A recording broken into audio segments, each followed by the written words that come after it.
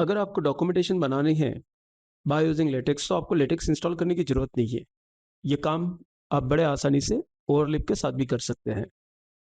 Go to the website overlip.com।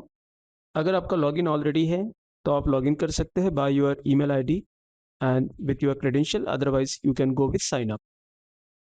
Open the blank project, कोई उसको suitable नाम दीजिए जिस नाम से भी आप अपने प्रोग्राम को स्टोर करना चाहते हैं। वंस यू स्टार्टेड, आप देख रहे हैं यहाँ पे कि बाय डिफ़ॉल्ट वो आर्टिकल क्लास लेगा। यहाँ पे यूज़ पैकेज ग्राफिक्स का मतलब है कि अगर आपको कुछ ग्राफिक्स इंसर्ट करना है तो आपको ये पैकेज यूज़ करना पड़ेगा।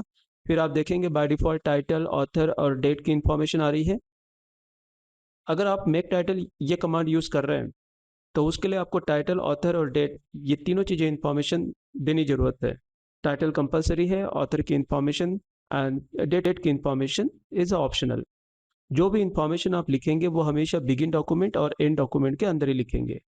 तो पहला जैसा सेक्शन हमने लिखा सेक्शन इंट्रोडक्शन, तो ये बाय डिफ़ॉल्ट एक उसको एक नंबर असाइन करेगा। पर्टिकुलर सीक्वेंस में सारी चीज़ें चलती है यहाँ पे। तो जैसे आपने लिखा पहला सेक्शन और then that whatever the information you entered under the section of introduction, it will by default considered under the heading section of 1 point, one point introduction. Then the second section, जैसे कि हम यहाँ पे बना रहे हैं second section next, so ये by default number आ जाएगा 2.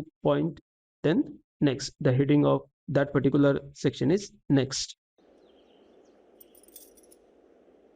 ये इतना सन्नाटा क्यों है भाई? Go and recompile। जैसे ही आप रिकम्पाइल करते हैं आप देखेंगे कि उसका पीडीएफ प्रोड्यूस हो गया है। अभी मजा आएगा ना। Will increase the size to have a better visibility। अगर इसी के अंडर में आपको सब सेक्शन लिखना है तो देखिए, ओवरलिप का एक और फायदा होता है कि जैसे आप कोई कमांड टाइप करते हैं तो बाय डिफॉल्ट वहां पे वो आ भी जाएगा, जैसे मतलब सजेशन देगा आपको, तो आपको पूरी तरीके से उसको याद रखने की जरूरत नहीं है। जैसे ही आप सब दबाओगे \sub, so it will gives you the suggestion whether it is a subsection or subsection। And now again recompile, so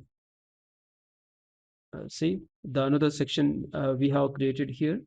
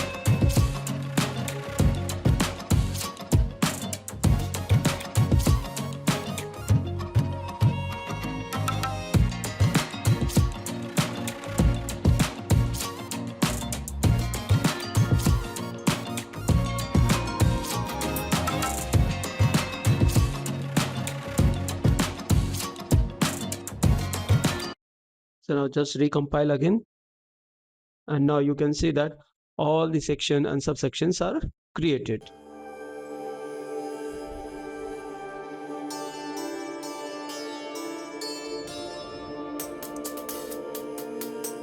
कोई बात नहीं, अगला वीडियो जरूर देखिए, सब पता चल जाएगा।